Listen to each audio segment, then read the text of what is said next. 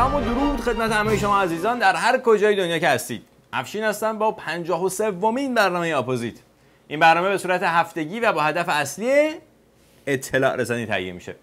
چون هفته گذشته برنامه تهیه نشد، این هفته سعی میشه که اخبار 2 هفته گذشته رو با همدیگه پوشش بدیم.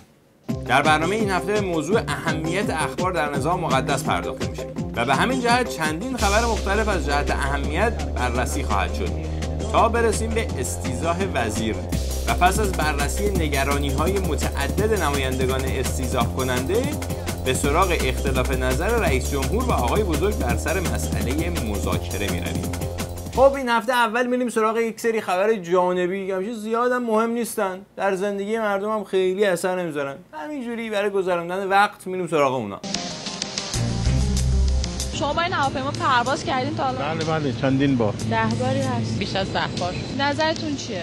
راستش اولین بار خب یکم می‌ترسیدم ولی نه امنیتش خوبه. احساس آرامش می‌کنم من تو این هواپیما. یکی از حسنای هواپیمای ایران 140. هواپیمای چی؟ همکنون 11 فروند هواپیمای ایران 140 در اختیار ناوگان هوایی کشور قرار دارد. هواپیمای ایران 140؟ خب حالا حسناش چی بود؟ حسنای هواپیمای ایران 140 این هست که این هواپیما در داخل کشور طراحی و ساخته و گواهی شده. خب پس این هواپیما در داخل کشور طراحی، ساخته و گواهی شده. چقدر واقعا ما پیشرفت کردیم. دیگه چه حسی داره؟ تونسته تمامی الزامات سازمان هواپیمای کشوری رو کسب بکنه. طوری برنامه‌ریزی شده که میتونه در خطوط هوایی بین‌المللی هم پرواز بکنه. خب از در خطوط هواپیمایی بین‌المللی هم میتونه پرواز کنه. حدود ساعت 9:20 صبح امروز هواپیمای آنتونوف 140. هواپیمای چی؟ هواپیمای آنتونوف 140. چه تشابه اسمی. خب چی شد این هواپیمای آنتونوف 140 که اسمش خیلی شبیه ایران 140 که در داخل ساخته و گواهی شده بود؟ فرودگاه مهرآباد تهران رو به مقصد تبعث ترک میکنه. اما لحظاتی پس از بلند شدن از باند فرودگاه برخلاف مسیر پروازی به سمت راست خودش منحرف میشه و در بولوار شیشه مینا پس از اصابت با کابل‌های برق به زمین برخورد میکنه.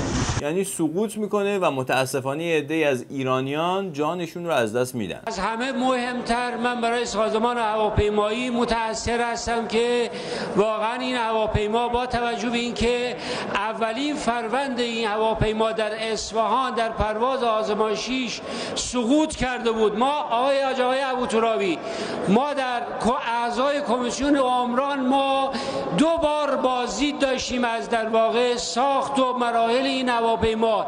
این نگرانی واقعا همونجا اعلام شد قبلا. پس این همون هواپیمایی بود که حسنش این بود که مراحل طراحی و ساختش در ایران گذرونده شده، گواهی شده بود که در خطوط هوایی بین‌المللی هم میتونه پرواز کنه.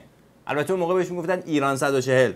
همین صدا و سیمای آقای زرقامی هم چپ و راست راجبش گزارش تهیه میکرد که چقدر ما پیشرفت کردیم و خودکفا شدیم. مدیر عامل شرکت فرودگاه‌های کشور با اشاره به ممنوع شدن پرواز هواپیمای آنتونوف 140 پس از سانحه هفته گذشته گفت با دستور جداگانه رئیس جمهور پروازهای مسافری هواپیمای آنتونوف 74 هم متوقف و این نوع هواپیما هم از چرخه پروازی خارج شد. پس بازم از این هواپیماهای آنتونوف داشتیم که انقدر ناامن بودن خود رئیس جمهور مستقیما دستور به خروج اونها از چرخه پروازی کشور دادن قبل از اینکه سقوط کنن و یه عده دیگه رو به کشتن بدن. البته اینکه زیاد موضوع مهمی نیست، ولی اگر موضوع مهمی بود باید میدید که از اول کی این هواپیماها رو وارد چرخه پروازی کشور کرده بود. اولین علت مرگ و میر در کشور ما بیماری‌های قلبی و عروقی است. یعنی روزی 378 نفر در ایران فقط به خاطر این بیماری جان می‌دهند. روزی 378 نفر در کشور به خاطر بیماری‌های قلبی یا عروقی جان می‌دهند. این تقریبا میشه سالانه 130 هزار نفر. این آمار برابری میکنه با آمار تلفات جنگی در کشوری که درگیر جنگ داخلیه. خب چرا این آمار اینقدر بالاست؟ هرچی که درصد استفاده از روغن پالم در مواد غذایی بیشتر باشه، شانس ابتلا به آرتریوسکلروزیس و نهایتاً به سکته‌های مغزی، قلبی و فشار خون بیشتر میشه. تردیدی در این مسئله نیست. روغن پالم؟ روغن پالم چیه دیگه؟ روغنی که از قسمت کوشتی درخت نخ گرفته میشه و در صنایع صابون‌سازی هم استفاده میشه. این پالمه. اوه اینه پالم؟ به درد همون صنایع صابونسازی میخوره فقط فکر کنم. آدم نمیخوره این روغن، چه آزاریه. برای همیشه یک بار باید این قضیه فیصله پیدا کنه. این عزم جزم رئیس سازمان غذا و دارو در خصوص تعیین تکلیف روغن گیاهی پالم در فرآورده‌های لبنی است. در صنایع لبنی؟ یعنی مثلا شیر و ماست و پنیر و خام و اینا رو توش روغن پالم میریزن؟ ما حدود 300 نوع فراورده لبنی داریم که از این 300 نوع صرفاً 8 نوعش مجازه که چربی گیاهی داشته باشه. یعنی 292 نوع دیگهش که شامل تمام شیرهای کمچرب و پرچرب و خامه ها و پنیرها و بستنی و اینا میشه، نباید درش روغن پالم استفاده بشه. شما فرض کن یه بدبخت فلک زده میره بستنی بخوره، روحش هم خبر نداره که داره روغن پالم میخوره. دیناروند میگه لزوما چربی گیاهی از چربی حیوانی بدتر نیست، اما اشکال کار اینجاست که از چربی گیاهی با کیفیت پایین استفاده میشه. در مجوزهایی که امسال انشاءالله از این به بعد صادر میشه این سختگیری رو هم ما خواهیم داشت. روغن پالم از نوع به اصطلاح مناسبش اجازه ورود پیدا میکنه. پس اینی که تا الان تحت مدیریت نظام مقدس مبتنی بر احکام و موازین متعالی به صورت تقلبی داشته به محصولات لبنی اضافه میشده، تازه از نوع نامناسب روغن پالم بوده. یعنی تو تقلب هم تقلب کردن. به عبارت دیگه مردم غیور و قهرمان و شهید پرور ایران یا باید از پوکی استخوان در اثر مصرف نکردن مواد لبنی رنج ببرن، یا با سکته مغزی و قلبی در اثر مصرف لبنیات مسموم دست و پنجه نرم کنن. میزان اسیدهای چرب اشباعش 50% و بیشتره. برای هر کدوم از ما میزان مجاز مصرف این اسیدهای چرب 2% و اگر به 4% برسه بیماری‌های قلبی و عروقی 25 تا 40% افزایش پیدا می‌کنه. یعنی رسما مثل اینه که تو غذامون دارن سم میریزن. البته این استفاده از روغن پالم همش نکات منفی نداره ها، یه سری نکات مثبت هم داره. یه عده از برادران ولایت مدار و مخلص معتقد با ایمان که یه روابط ویژه و خاصی دارن و با استفاده از اون روابط میتونن این روغن رو وارد کنن، یه معنویاتی نصیبشون میشه. برای همینه که از سال 68 تا حالا دارن این روغن رو وارد میکنن، در همه صنایع هم استفاده میکنن، هیچ کس هم بهشون کاری نداشته تا الان. به هر حال سالی 130-40 هزار تا کشته که حداقل نصفشون به خاطر استفاده از محصولات لبنی مسمومه، زیاد موضوع مهمی نیست. خودروی سواری در کمربندی عراق پس از منحرف شدن و برخورد اون با یک خودروی دیگه باز هم متوقف نشد و پس از سقوط روی خط آهن قطار هم با این خودرو برخورد کرد و متاسفانه هر 4 سرنشین این خودرو در دم جان. سرعتی که داشتن باعث شده که گاردریل در اینجا ببره، حتی نیوجرسایی که بعد از گاردریل قرار داشتن اونم پرتاب کرده پایین. خب 20 سال این گاردریلایی که اینجا هستن قدرت نگه داشتن ماشین رو دارن. خب اینا معمولا باید دوبل باشن. بله اینا معمولا باید دوبل باشن. اما تو کشور ما چی معمولی هستش که این بخواد معمولی باشه؟ مثلا خود ایشون بعد الان تو مسجد مردم رو موعظه کنن، ولی دارن کشور رو اداره میکنن. دائما هم از خودشون تدبیر صادر میکنن. یکی از همون تدابیر این بود که برادران مخلص سپاه در امر جاده سازی ورود کنن و بخشی از هزینه هاشون رو از اونجا تأمین کنن. و از اون به بعد از جاده های ما اینجوری شد. ما الان در محور تور عراق هستیم و ساعت تقریبا 12 شب و خیلی ماشین اینجا به خاطر اینکه حفره ها و چاله هایی در این محور به وجود اومده دچار نقص فنی شدن و کنار جاده زدن و منتظر امداد رسانی هستند. چاله که بیشتر به دریا شبیه این وسط سبز شده و چند تا هم هستن، شاید بالای 5 تا 6 تا 7 تا باشن. یا علی. بله یا علی. موقع سنبل کردن این جاده و گاردریلای اون یکی جاده هم از همین یا علیا میگفتن. برخورد یک دستگاه مینیبوس حامل دانشجویان با یک دستگاه تریلی در مسیر شوشتر دسفول 11 کشته و 13 زخمی بر جا گذاشت. ما خودمون شاهد بودیم. برای همین جاده قرار بود 3 ماه اینو تحویل بدن. 3 ماه الان 5 سال گذشته ما تلفات میدیم ماهانه ولی خبری نیست. ماشینا هم اتفق که تو چال چوله نرن میرن تو اون لاین تصادف میشه، شاخ به شاخ میشن. اصلا تابلوها کمن. این اتوبان نه امکانات داره. شوشتر دسفول یکی از ثروتمندترین مناطق جهان از لحاظ منابع زیرزمینی. حدوداً سالی 30,000 تا کشته در اثر تصادفات رانندگی داریم. یعنی تقریباً 2-3 برابر تعداد کشته‌ها در اثر انفجار بمب‌های کنار جاده‌ای در عراق. یعنی تقریباً مثل اینه که جاده‌هامون مینگذاری شده باشه یه جورایی. اتوبان همدان که امسال به حساب تلفاتش افزایش قابل توجهی داشت، خب فاقد اغلبش گاردریله و گاردریل از شونه خاکی ماشین خارج میشه، گاردریل میتونه کنترلش کنه، واژگون میشه و این اشکال مال جاده ها رو با عجله افتتاح میکنیم. فاقد گاردریل باشه آقا جان، سرت سلامت. اینا جزء مسائل مهم کشور نیستن که.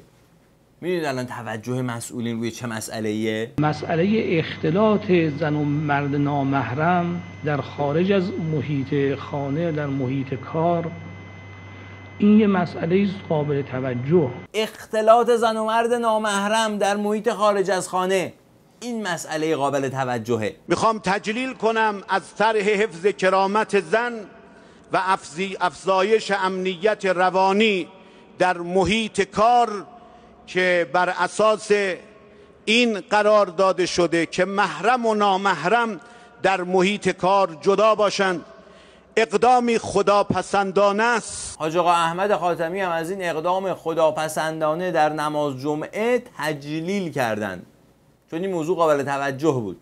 حالا چی بود این طرح هستن؟ بر اساس این طرح قرار شده اگه امکانات فیزیکی و نرم افزاری اجازه بده، همکاران زن و مرد که در یک اتاق مشغول کار هستند با پارتیشن یا وسایل دیگه در 2 محیط مجاور ادامه کار بدن. بله، خانم ها آقایون باید با پارتیشن یا وسایل دیگر از همدیگه جداشن. خانم ها آقایونی که همکارن با هم، یعنی رسما آقایون هیزن، خانم هم سرگوششون میجنبه. بعد با پارتیشن از هم جداشون کرد که وقت خدای نکرده ارتباط خارج از کاری بینشون پیش نیاد، چون اصولا نظام مقدس مسئول دخالت در امور شخصی و زندگی خصوصی مردمه. حمایت از طرح تکریم بانوان شاغل در شهرداری. امروز علاوه بر دولت 183 نماینده مجلس هم اقدام شهرداری تهران در طرح تکریم بانوان شاغل در شهرداری رو کاری ارزشمند و خداپسندانه دونسته و از اون حمایت کردن. فکر کنین نماینده ها همینجوری بیکار تو مجلس نشستن؟ نه خیر، منتظرن تا از این جور اتفاقا بیفته تا سریعاً حمایت یا شکایت خودشون رو اعلام کنن. در آخرین جلسه‌ای که حضرت عالی ریاست جلسه رو بر عهده داشتید، من عرض کردم که تقاضایی داده شده برای استیضاح وزیر محترم علوم و تقاضا داریم که اعلام وصول کنید. تقاضا دارم این مسئله اعلام وصولش به تأخیر نیفته تا ما مجلس و دولت و افکار عمومی و دانشگاه ها رو دچار چالش بیهوده نکنیم. بسیار خوب، خیلی ممنون. این حالا رسیدگی بکنیم. چشم. بله، رسیدگی کردند و نهایتاً در روز چهارشنبه 29 مرداد ماه آقای فرجی دانا وزیر علوم رو به مجلس آوردن برای استیضاح. چرا؟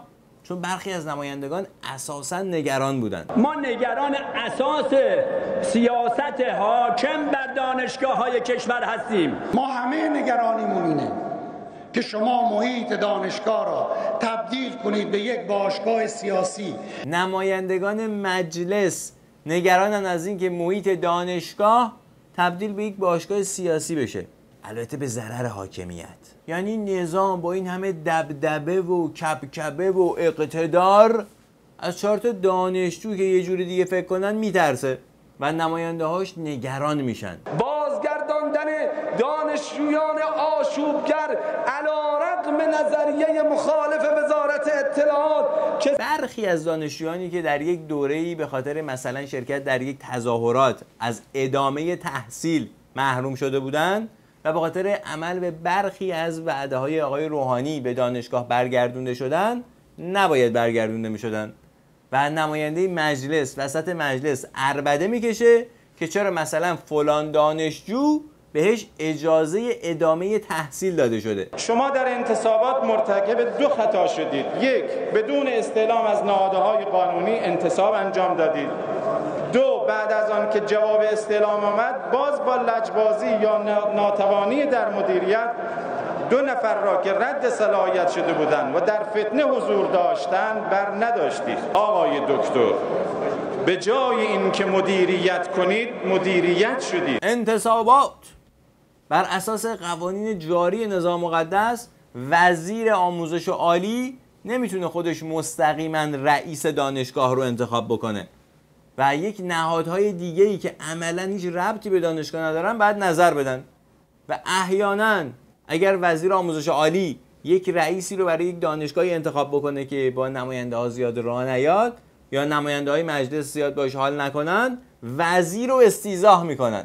چرا میبایستی در خصوص بعضی از نمایندگان که بورس قبل از دوره نمایندگی بورس بودن و وقتی وارد مجلس شدن بورس گرفته بودن و الان هم دروسشون رو متوقف کردن، این فضا سازی ها، همین روش، همین شیوه بد اخلاقی هم به نظر من جزء تشکر می‌کنیم آقای زاده. بورسیه ها آقا جان، بورسیه ها. یه دلیل دیگه نگرانی برخی از نماینده های مجلس بورسیه ها بود، یا در حقیقت بورسیه نشدن بعضی از نماینده های مجلس یا رفقای بی سوادشون که می‌خواستن از پول بیت المال بورسیه بشن برن خارج، اونم بلاد کفر، کشورهای استکباری، مثلا درس بخونن. واقعا که بد اخلاقی بود. آیا این سایت هایی که توی 2 هفته گذشته از سوی جناب عالی همه اسامی مجعول و دروغ رو منتشر کردن، این تکریم آبروی انسانیه؟ شما حفظ کردید آبروی انسان ها رو؟ این همه نمایندگان محترم مجلس رو متهم کردید، کدومش رو به اثبات رسوندین؟ بعد میان اطلاعیه میدیم ما نبودیم. پس کی بود؟ بله، پس کی بود این لیستا رو منتشر کرد که معلوم شد نماینده ها یا دوست رفقا و فامیلاشون که این بورسیه ها رو گرفتن بی سوادن بودن و به زور معدل لیسانسشون به 12-13 رسیده بود.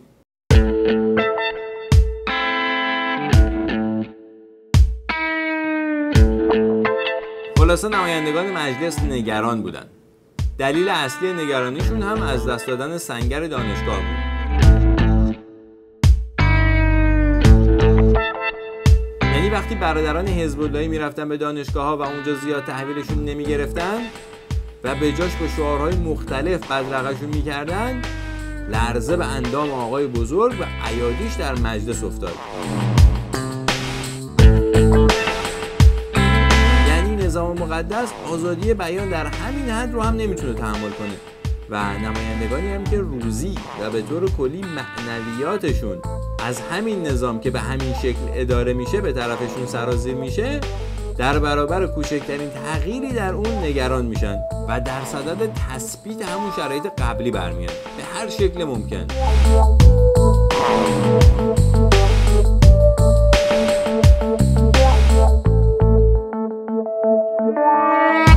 به طور کلی نمایندگان مجلس نگرانی اصلیشون حفظ نظام مقدس به همین شکل موجوده و سلامت مردم، وضعیت راه‌ها، آتش گرفتن جنگل‌ها، نابودی آثار باستانی و هر چیز دیگه‌ای که معنویاتی در بر نداشته باشه از نظر نمایندگان هم اهمیت و نگرانی نداره.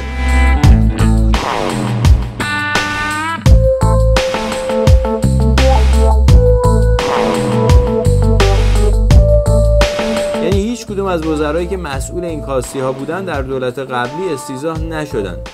برای مثال آقای حاجی بابایی که در زمان ایشون حادثه مدرسه شیناباد رخ داد استیضاح نشد. وزیر نفت وقت به خاطر دزدی بابک زنجانی استیضاح نشد. وزیر اقتصاد به خاطر معوقات بانکی سر به فلک کشیده که بیشترش در سالهای 89 تا 92 از بانک‌ها برداشته شده استیضاح نشد. با وجود وضعیت اسفبار خانه‌هایی که به اسم مسکن مهر ساخته میشه، چه از نظر کیفیت ساخت، چه از نظر نبود زیرساخت‌های اولیه مثل ساخت مدرسه یا بیمارستان و چه از نظر بدقولی در تحویل اونا، هیچ وقت در مجلس سوالی از وزیر مسکن نشد، چون نمایندگان مجلس نگران این چیزها نمیشن.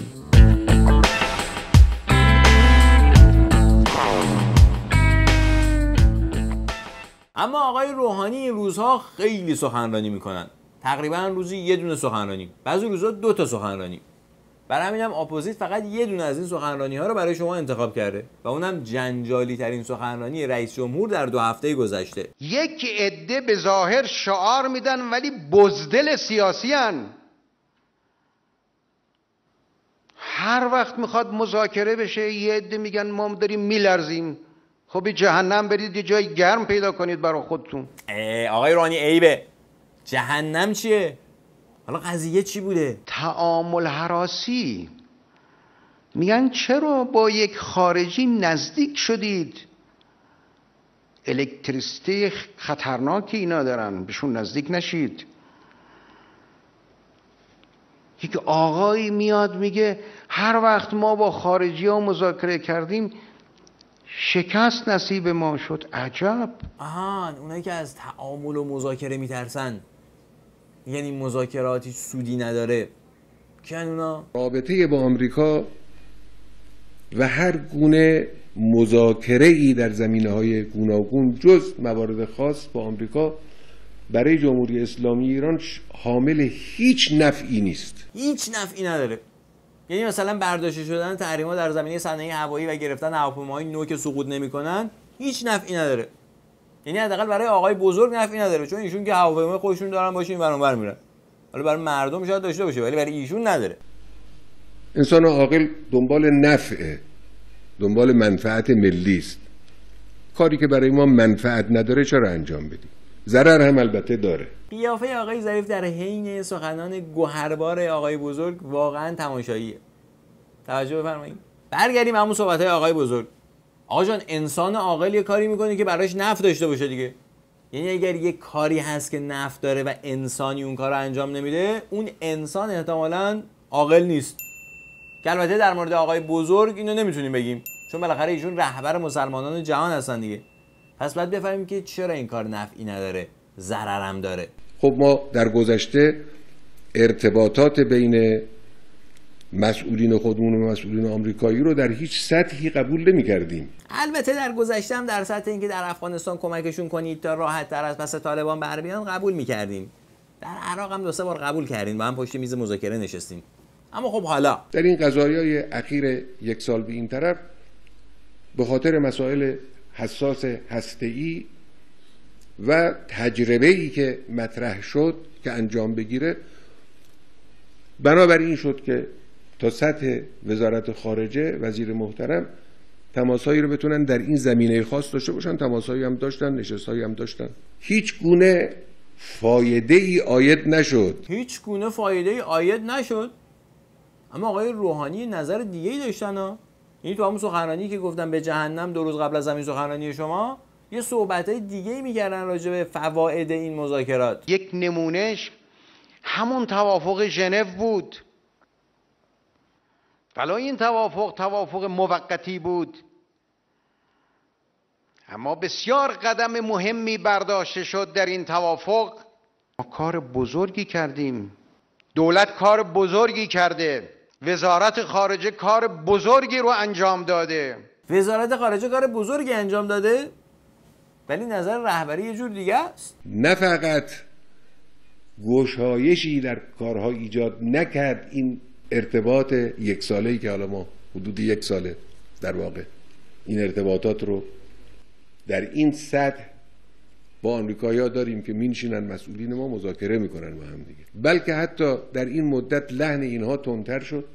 تعبیرات اهانت آمیزی در همین مدت به ما کردن. البته در همین مدت شما هم تعبیرات که چه عرض کنم، اهانت‌های مستقیم زیادی به آمریکا کردین ها. کارناوال مرگ بر آمریکا رو انداختین، دشمنی با آمریکا رو 2 مرتبه تو دل مردم زنده کردین، تو هر سخنرانیتون 2-3 تا فحش هم با آمریکا دادین و چندین بار در مراسم رسمی پرچم آمریکا رو آتیش زدین. توقعات طلبگارانه ای رو. توقعات چی؟ طلبگارانه ای رو. طلبگارانه چیه؟ طلبکارانه. چه در جلساتی که با مسئولین ما مذاکره می‌کردن و چه در تریبون‌های عمومی طلبگارانه مطالبی رو مطرح کردن. مثلا یکی از این توقعات طلبکارانه شون این بود که حقوق بشر رو در مورد مردم خودتون رعایت کنید. بعضی خیال می‌کردن که حالا ما به مجردی که نشستیم با اینا صحبت کردیم و در بعضی از زمینه‌ها همکاری کردیم و تعامل کردیم و تفاهم کردیم، تحریم‌ها برداشته خواهد شد، دشمنی‌ها کم خواهد شد. نه فقط تحریم‌ها برداشته نشد و کم نشد، افزایش هم پیدا کرد. تحریم‌ها که تا شما حرف اونا رو گوش نکنین برداشته نمیشه. در مورد دشمنی‌ها هم شما اول دشمنیشون رو کم بکنین تا اونا هم دشمنیشون رو کم کنن. اما کلا آقای روحانی در مورد موفقیت مذاکرات و مسئله تحریم‌ها نظر دیگه‌ای داشتن. همین امروز هم که داریم با 5 به اضافه 1 حرف میزنیم، تحریم داریم میشکنیم. ما افتخارم میکنیم، بلندم میگیم، شجاعانه هم میگیم. اونا خودشون هم میدونن چه جوری ما داریم میشکنیم. اما آقای بزرگ نمیدونن چه جوری دارین میشکنین. به نظر من شما باید یک دور مذاکرات رو با خود آقای بزرگ آغاز کنین تا بلکه نظر ایشون هم جلب کنید و منافع ایشون هم تأمین کنید تا ایشون هم یک نفعی ببرن و اینقدر نگن ما داریم ضرر میکنیم. ضرر آقای بزرگ از مذاکرات و عادی شدن روابط با آمریکا از بین رفتن دشمنه. دشمنی که همه کاستی ها و بیکفایتی ها رو میشه بهش نسبت داد.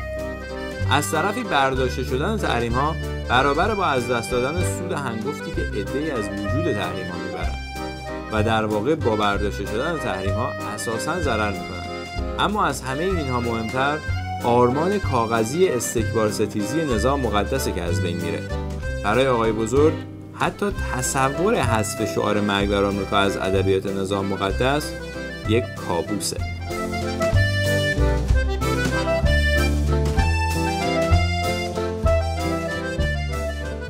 هرچه در فهم تو آید آن بود مفهوم تو. امیدوارم از تماشای این برنامه راضی بوده باشید. اگر این برنامه را مفید یافتید در اشتراک گذاری آن جداً کوشا باشید. با تشکر از تلویزیون اندیشه و همه شما که همراه برنامه بودید. تا دیداری بعد، شب و روزتون خوش و به خدای بزرگ میسپارمتون.